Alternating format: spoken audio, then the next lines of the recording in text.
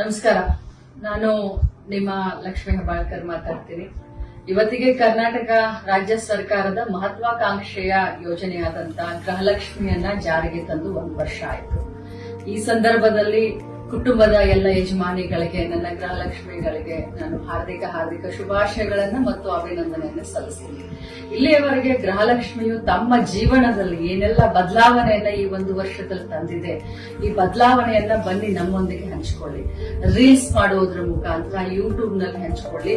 ಯಾರು ಜಾಸ್ತಿ ರೀಲ್ಸ್ ಓಡುತ್ತೆ, ವ್ಯೂಸ್ ಸಿಕ್ಕುತ್ತೋ ಅಂತ ಕುಟುಂಬಕ್ಕೆ, ಅಂತ ಯಜಮಾನಿಗೆ, ಅಂತ ಗೃಹಲಕ್ಷ್ಮಿಗೆ ನಿಮ್ಮ ಲಕ್ಷ್ಮೀ ಹೆಬ್ಬಾಳ್ಕರ್ ಕಡೆಯಿಂದ ಒಂದು ಬಹುಮಾನ 1 ತಿಂಗಳು ಅಂದ್ರೆ ಸೆಪ್ಟೆಂಬರ್ 30ನೇ ತಾರೀಕಿನವರೆಗೂ ನಿಮ್ಮ ರೀಲ್ಸ್ ಗಳನ್ನ ಯೂಟ್ಯೂಬ್ ಗಳಲ್ಲಿ, ಫೇಸ್ಬುಕ್ ನಲ್ಲಿ ಅಥವಾ ಇನ್ಸ್ಟಾಗ್ರಾಮ್ ನಲ್ಲಿ ಹಂಚಿಕೊಳ್ಳಿ.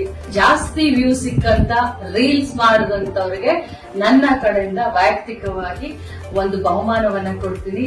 ಹರಿಯಪ್ ಮೊದಲ 50 ಜನರ ದಾರಿಯನ್ನ ನಾನು ಕಾಯ್ತಾ ಇರ್ತೀನಿ. ಖಂಡಿತವಾಗ್ಲೂ ತಾವೆಲ್ಲರೂ ಈ ಒಂದು ರೀಲ್ಸ್ ಮಾಡೋದ್ರ ಮುಖಾಂತರ ಈ ಒಂದು ಗೃಹಲಕ್ಷ್ಮಿ ಯೋಜನೆಯಿಂದ ತಮ್ಮ ಜೀವನದಲ್ಲಿ ಆದಂತಹ ಬದಲಾವಣೆಯನ್ನ ನಮ್ಮೆಲ್ಲ ಕರ್ನಾಟಕ ರಾಜ್ಯದ ಜನರ ಜೊತೆ ಹಂಚಿಕೊಳ್ಳಿ. ತಮ್ಮೆಲ್ಲರಿಗೂ ಶುಭಾಶಯಗಳು.